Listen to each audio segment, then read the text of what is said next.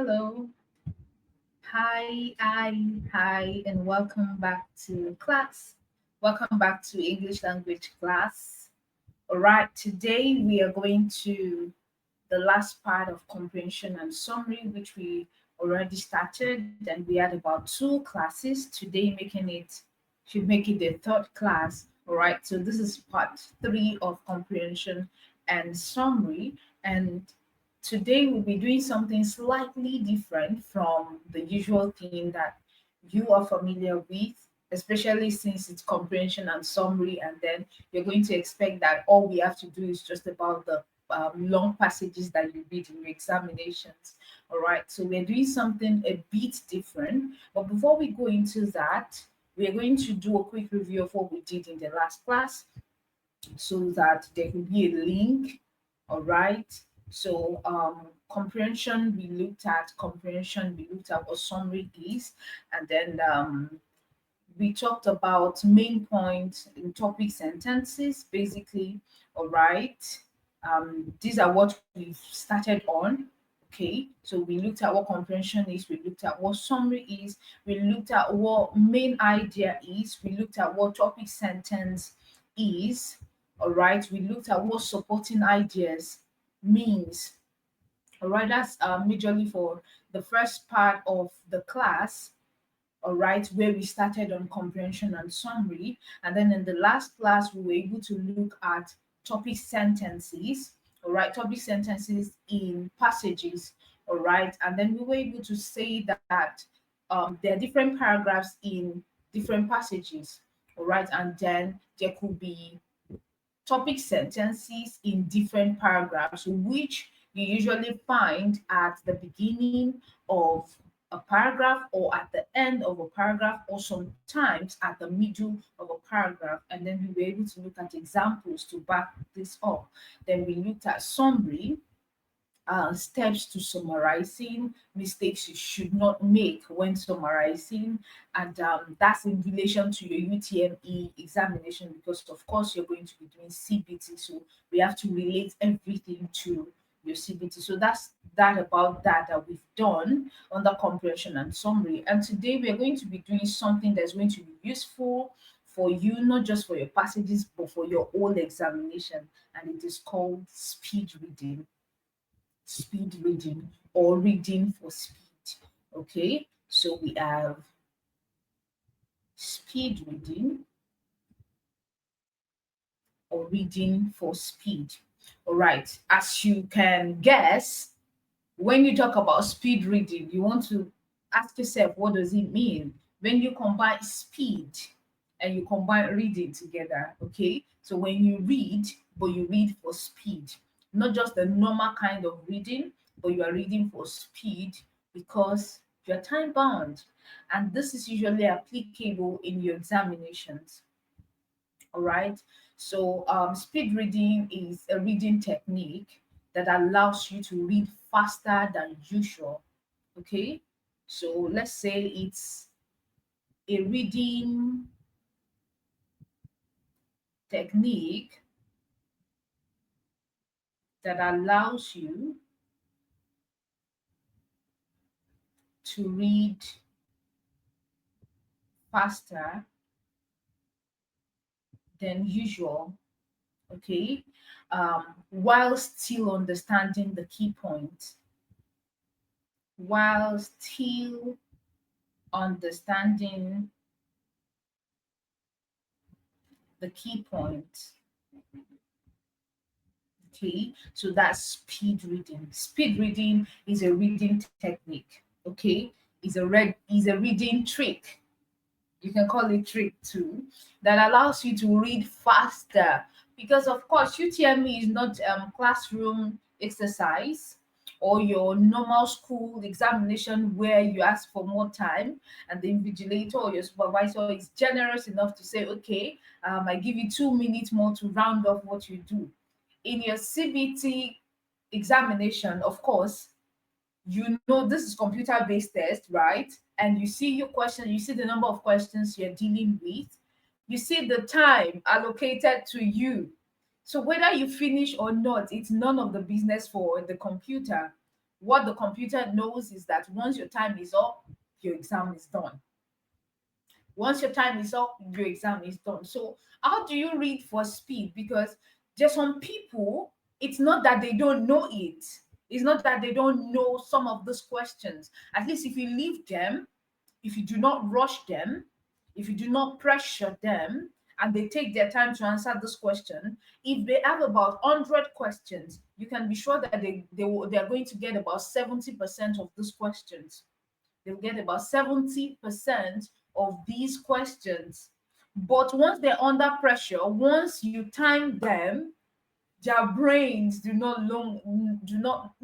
longer function. So how do you read for speed? How do you not put yourself under pressure such that you read a question once and you don't understand what it says? Because some people, they get nervous.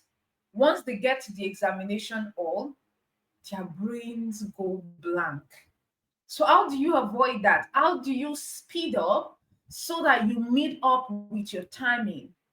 How do you speed up? How do you read questions? How do you read passages? All right. You are able to read these passages, you're able to grasp them, you're able to understand them, and you're able to answer them accurately. All right. This is what speed reading is about. So it's not just about reading or rushing to answer the questions while picking the wrong answers. It's about the technique that you use that helps you to read faster than the usual time that you normally would read, while still understanding, that clause is there, while still understanding the key points, because it is very important that you understand the key point. Whether you're reading a passage or you're reading questions, it's very important that you understand what you're reading so that you're able to attend to your questions appropriately and effectively. So that's what speed reading is. It's a technique that allows you to read faster than usual while still understanding the key point. All right. So it involves some things that we're going to be looking at. All right. So for instance, instead of reading each word separately, okay, like when you find a passage or you find a question, instead of reading it word by word, there's a way you can read in group. You read the group of words together. All right. So it's something like that. Now, the first thing we're looking at after what speed reading is why is speed reading important? Why is speed reading important? Okay. So let's talk about the importance of speed reading. All right. Number one, it saves time. The importance, one importance of speed reading is that it saves time. Speed reading saves time. All right. So when you read faster, it means you can complete within a short period of time. You finish reading a passage, whether a comprehension passage or a summary passage, or even your questions. A question that you will probably read in like maybe 30 seconds. All right. If you speed read, you can do that half the time you would usually do it. You can do that in 15 seconds. If you're reading a passage for about 10 minutes before or 15 minutes, that means that if you speed read, you can read that passage in 5 minutes and you understand what it means. You understand the key point. You understand the main idea, the supporting details, and you're able to find the topic sentences in that passage. So it helps you save time. All right, it saves time. Number two, it improves focus. It improves focus. Okay. Now, when you read faster, there's a way your mind stays engaged. Mm? There's a way your mind stays engaged and thereby reducing distraction. Okay. You're reading for speed, you're speed reading. That means your mind has to be engaged if you're not going to miss out on any point. And then you reduce distractions. All right. Number three is that it boosts comprehension. Okay. It boosts comprehension. It boosts comprehension. All right. So when you use the proper technique, you ensure that you don't just read fast, but you understand what you read. You know, I've said this at the beginning of the class. It's not just about reading fast, okay? It's not just about reading for speed. It's not just about the speed that you apply when reading. It's about managing your time while still understanding what you need to understand, while still getting the point the writer wants you to get. So when you use the proper techniques in speed reading, then you're not just reading fast, you're not just reading quickly, you also understand what you read. All right. And then maybe finally, it enhances memory. Okay. It enhances memory. It enhances memory. All right. So speed reading helps in processing and retaining information better. Okay. So once you read, of course, when you apply the proper technique, once you apply the proper technique and you're able to grab what you need to grab, there's a way it processes it in your brain and it helps you retain the information better. All right. So we're going to be looking at those techniques so that we don't talk too much and then you are wondering what's going on. All right. So there's some basic speed reading techniques. All right. Some basic, so which we are going to be looking at right now. Okay, so we're going to be looking at those techniques. Okay, we are looking at the speed reading techniques. The speed reading techniques. Number one is to eliminate subvocalization. Eliminate subvocalization. Okay, let's have that point written, then I'll explain what I mean. So, eliminate subvocalization. Okay, so what does it mean to eliminate subvocalization now? Subvocalization is when you say the words in your head as you read. Okay, when you say the word, because of course we're relating this to your examination, and you know that you basically cannot really read out. Okay, you can't read out, but whether in an examination hall or whether you are just reading, once you engage subvocalization, there's a way it slows you down.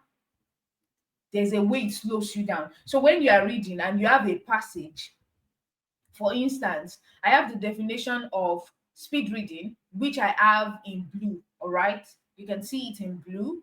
Okay, and once you are reading, there's a way you can read the whole of what I read, what I've written. There's a way you can read it all at once, than when you start reading it in your head and you start taking the words one after the other. So you are reading and you're saying reading technique that allows you to read faster than usual while still understanding the key points. There's a way you can grab the words reading technique that allows you grab them together, you read them together. You're not taking them one after the other. All right. So there's a way that when you say these words out, or once you say it in your head as you read, it slows you down. So instead of saying every single word in your mind, just try scanning the word with your eyes without pronouncing them internally or externally. Do not try to pronounce them, just scan the words. All of the words, scan them with your eyes. Do not read the words one after the other. Once you start reading the words one after the other, it means that you're going to focus on one word at a time and you have to pronounce the word. Okay, so but instead of taking the word one at a time, just try scanning the word with your eyes without pronouncing them. Number two is to use a pointer or use your finger. Okay, use a pointer or use your finger. Okay, what does this mean? It means that when you're reading a passage, yeah, once you are reading a passage, find something as a pointer. If you cannot hold the pen, and you cannot hold a paper, then you can use your finger as your pointer. And that pointer means you're using your hand to gauge what you are reading. You are pointing to phrases. All right. Once you have your system in front of you have that system in front of you and you have your passage, just use your hand as your pointer. It helps you retain focus. Okay. So when you guide your eyes with your finger or your pen or a pointer, as the case may be, there's a way it helps you move faster through text. So it means you run your finger under the words as you read to maintain focus and speed. You know how it could be when we are reading, you read like a sentence in the first line, and by the time you want to move to the next line, you are confused if you are going back to the first line or you are moving to the third line. But if you have a pointer or if you have your finger can be your pointer. All right. Your pointer is something that points to something. So it could be your pen, it could be a paper that you made into being a pointer, it could be your finger that will be your pointer. So there's a way you just trace your hand, there's a way you trace your finger or trace your pointer with what you are reading. All right. There's a way you just trace it. So when you run your finger under the words you read, there's a way you maintain focus and you maintain speed. Number three is to read group of words instead of individual words. Okay. Read group of words instead of individual words. Read group of words instead of individual words. Now, when I already explained part of it in point number one, like eliminate sub-vocalization. It means that you are reading group of words at a time. You're not reading word one after the other.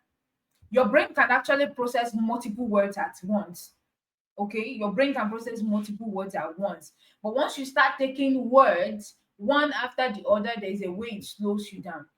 So for instance, instead of reading the cat is sitting on the mat word by word, try grouping them. Group them in phrase. The cat is sitting on the mat. There's a way your eyes will scan these phrases.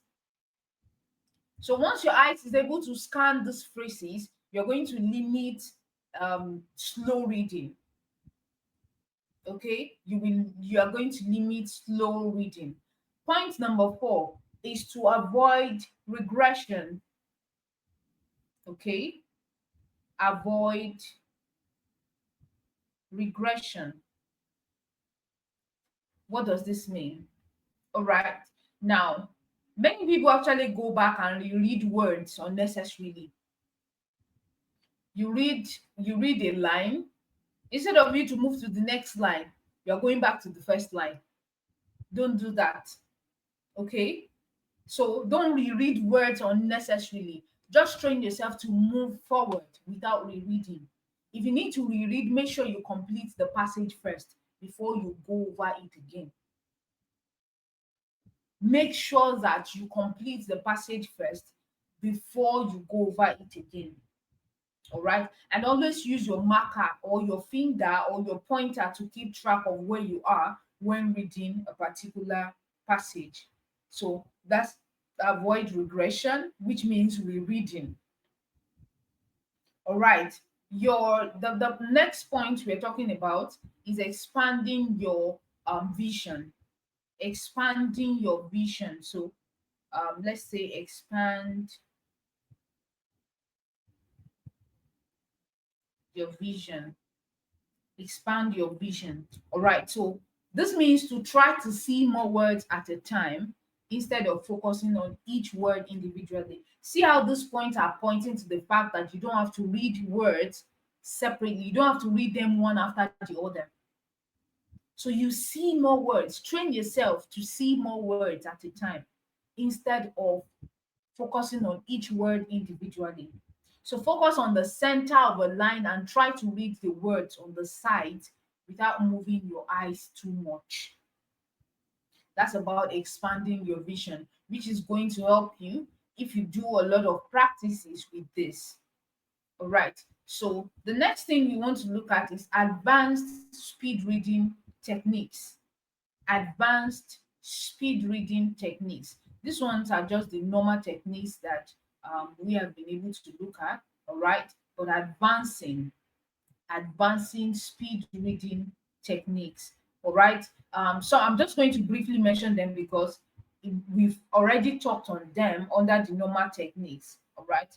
We've already touched on them under the normal techniques. So once we have the advanced, okay, so the advanced, number one is skimming. Skimming. And this means to quickly glance over a text to get a general idea. You're not really reading it, you're not really reading the passage, but the first thing you have to do is just to skim. You just glance over it. There's a way you glance over something. You know, when you're holding a newspaper or you're holding a magazine or you're reading an article, you just glance over it just to have a general idea. Okay, what does this mean? You're not reading the whole of it. Maybe you pick sentences or you pick words, you put them together just to have an idea of what it means. So that's what skimming means. That's what skimming is. So you are skimming. That's an advanced technique. You skim. You skim. All right. The second is scanning. Scanning. When you scan, it means there's a specific information you're looking for. So scanning is looking for specific information in a text. For instance, if you're looking for a date in a history book, you scan for numbers. If you're looking for dates, right? You're looking for dates in a particular write-up. You're not going to be looking for words. You're going to be looking for numbers. So that's like scanning. So if you're looking for a specific information in a text, just go through it. Look for the numbers. Wherever you see numbers, you are looking for the numbers instead of looking at every word. All right. So the third one is to read in chunks. Read in chunks.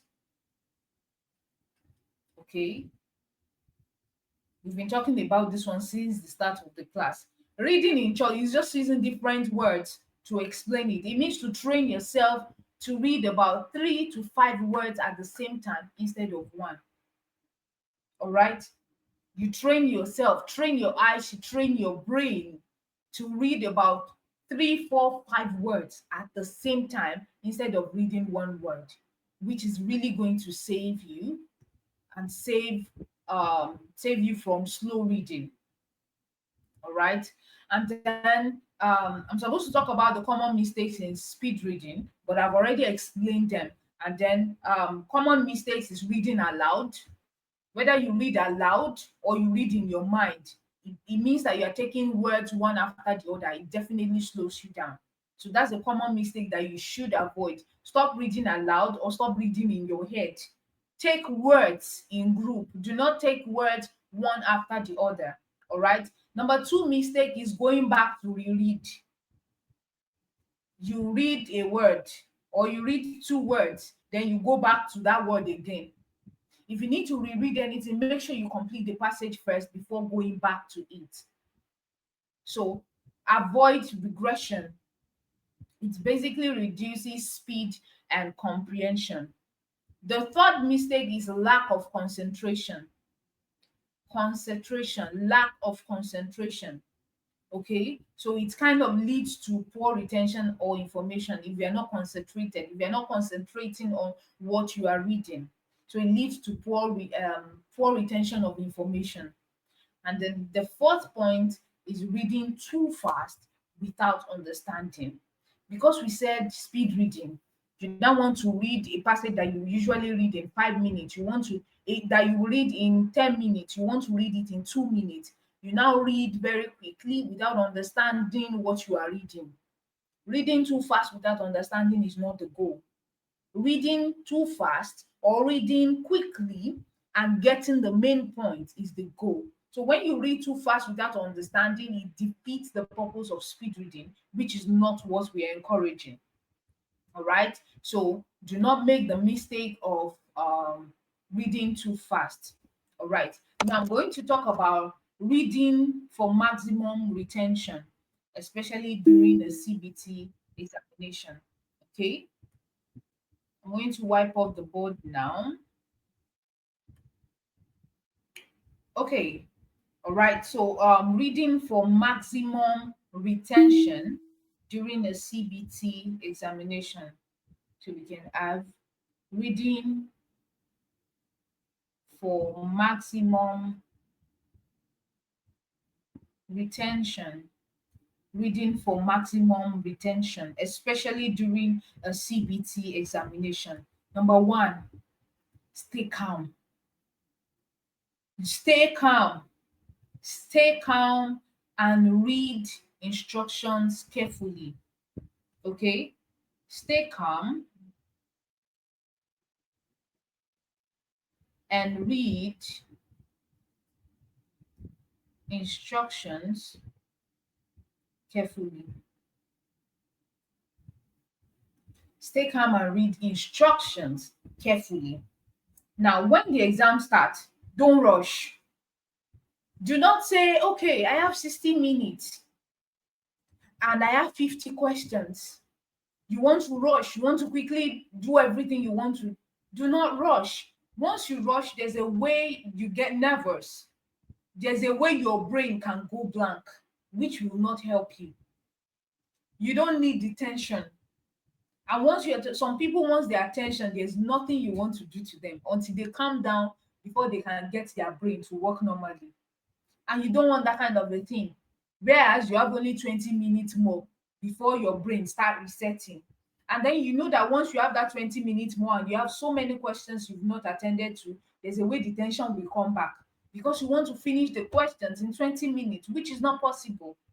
So the first thing is to stay calm and read instructions carefully. Once you've read before going into the examination hall, just calm down, chill. Do not be nervous. Don't let tension grab you.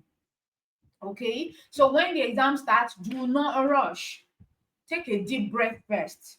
Read the exam instructions on the screen. All right?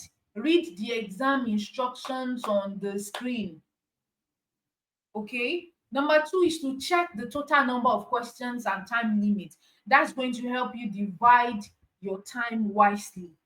It's going to help you know how to distribute your time. So you will know that once you allocate 1 minute to a question or 2 minutes to a question, once you are using more than 2 minutes, you know that you're already out of time. And thank God there's usually time. There's usually a timer, and then there's usually time. All right. You see it on the screen of your laptop. So you will know whether you are using beyond 1 minute or you're using beyond 2 minutes. Okay. So you check the total number of questions. If you have 100 questions and you have 60 minutes, there's a way you divide it so that you do not spend too much time on a particular question. All right. The third thing under staying calm and reading instruction is to understand navigation system. Understand navigation system. What does it mean? You see all those pointers, all the arrows that you will use in your examination hall. Next, when you need to press next, what you need to press to give you next, what you need to press to give you previous question, what you need to press that will give you review, what you need to press that will give you submit. All of these things, all of these things are what you should note so that you will not go and press submit when you are not done. Okay, so you won't go and press submit when you are not done. This is CBT and it could be a bit tricky if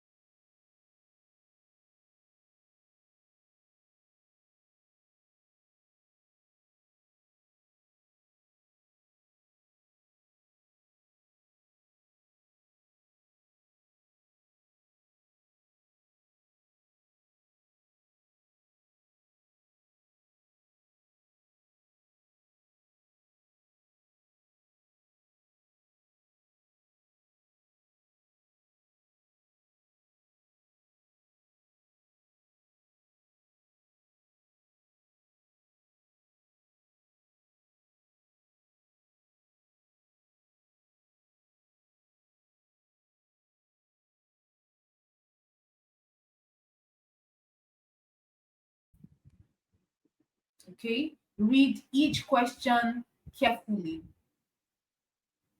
You read each question carefully. Okay, so by reading each question carefully, it means that you have to read each question about twice before selecting an answer. If you don't understand, please go over the question again and pay key attention to keywords like not, except, true, false, best, most correct, most appropriate. Okay, so make sure that you pay attention to keywords. Some keywords, if you do not pay attention to these keywords, you can see questions like all of these are correct, except. Make sure that you read and reread to understand that question before picking your answers.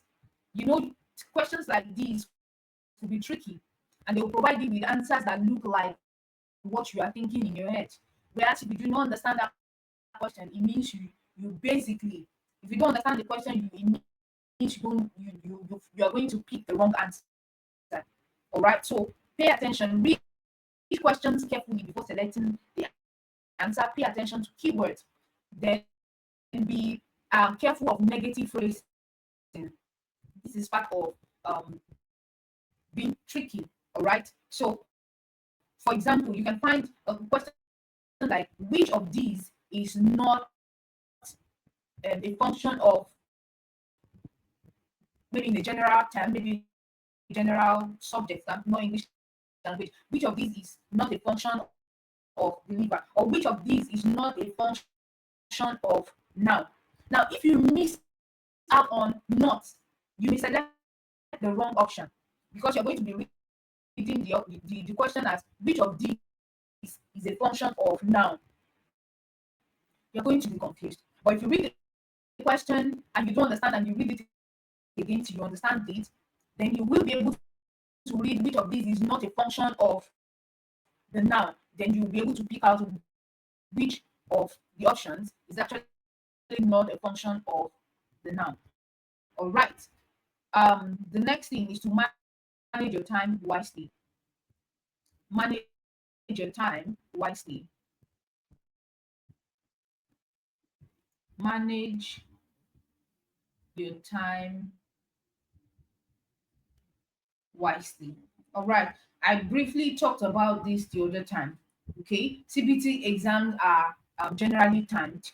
So don't spend too long on one question. Keep track of the counter, the timer on the screen. There's usually a countdown timer, or a kind of timer that's going to show you how much you have spent. All right. So keep track. Please make sure that you keep track. Keep checking the timer on the screen. So if you're stuck on a question, you do not know the question. I've mentioned it. You don't know the question. Don't spend too much time on it. Don't be spending 10 minutes on a particular question. All right? Just move on and return later if you can. All right?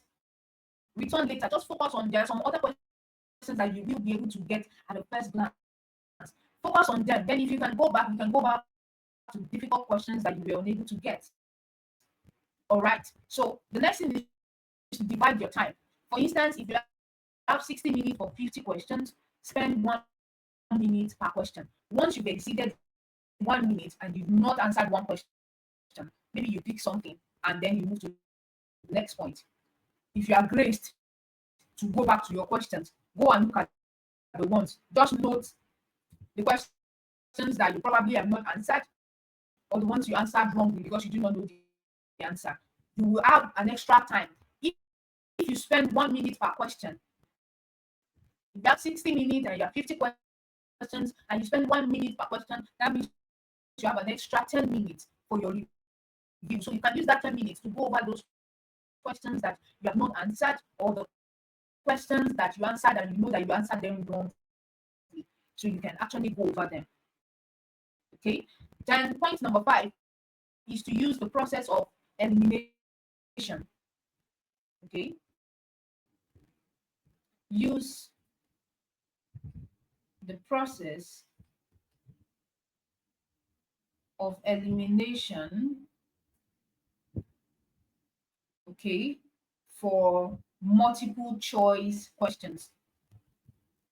For multiple choice questions. Okay, so it means to eliminate wrong answers first. I've talked about this while answering some of the questions, past questions that we've been dealing with. You will just know your UTME or your examination, whatever you're dealing with, you will know that two options are wrong. Most times, you just know that two options are wrong. You now have to battle between the remaining two options that you have left. So before you go over and then you start looking at all the options one after the other, you start analyzing which one is which. The wrong options, remove them first. Remove the wrong options. Then focus on the remaining options that you have. So you now choose the best possible answer. Okay, you choose the one that is most accurate. Choose the one that is most accurate. Okay, if you're unsure, maybe you've done your elimination process and then you have two answers that look alike and you don't know which one it is, just pick one. Make an educated guess which one could he be. Okay, but make sure that you don't leave the question blank. Whether you have to go back to that question after you're done with all the questions, make sure you go and pick something. That something could be right and it will add to your mark. So you can make an educated guess when you're not sure of an answer. All right. Then number 6 is to use simple tricks, okay, to remember your answers quickly. Use simple tricks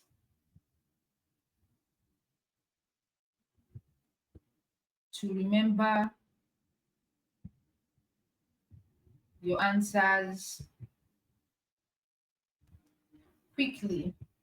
Okay, so since you actually cannot write anything in your CBT and you need to remember things in your head, so one of the ways you can do it is to picture stuff in your mind.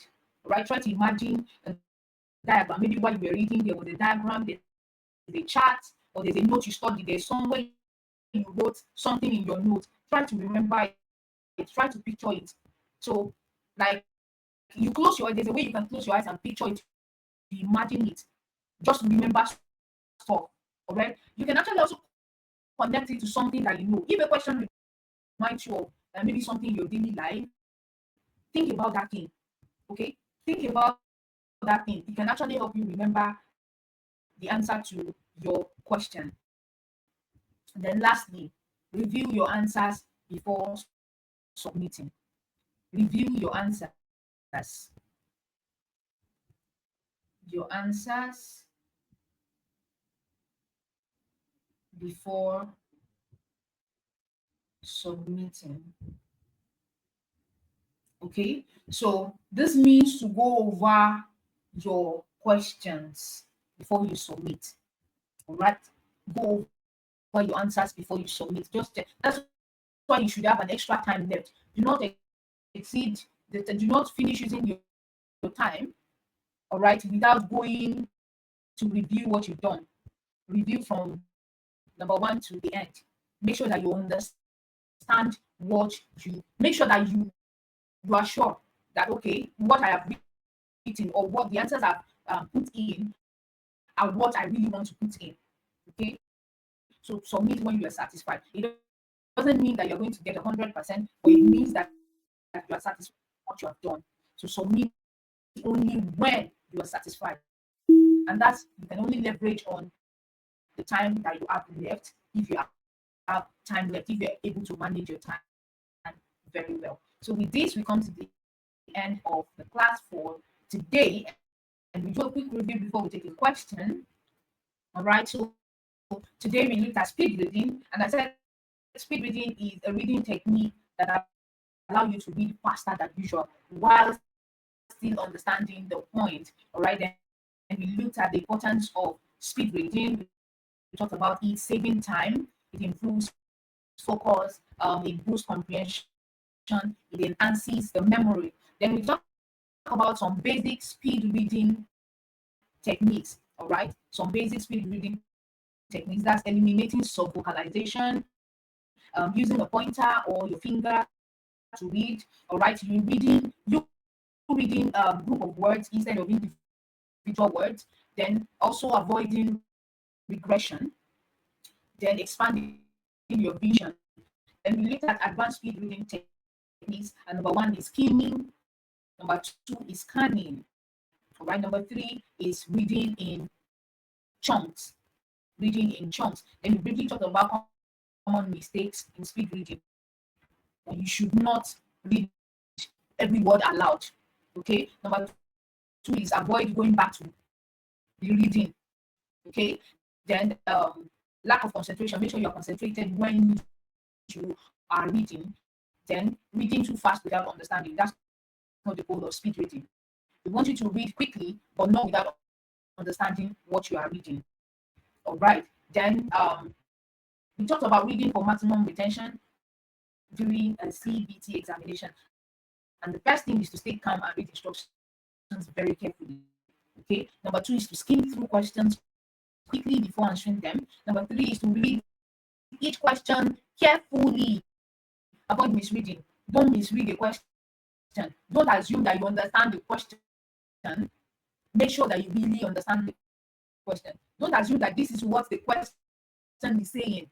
Make sure that that is what the person is actually really saying. Then number four is to manage your time wisely. Number five is to use the process of elimination for multiple choice questions.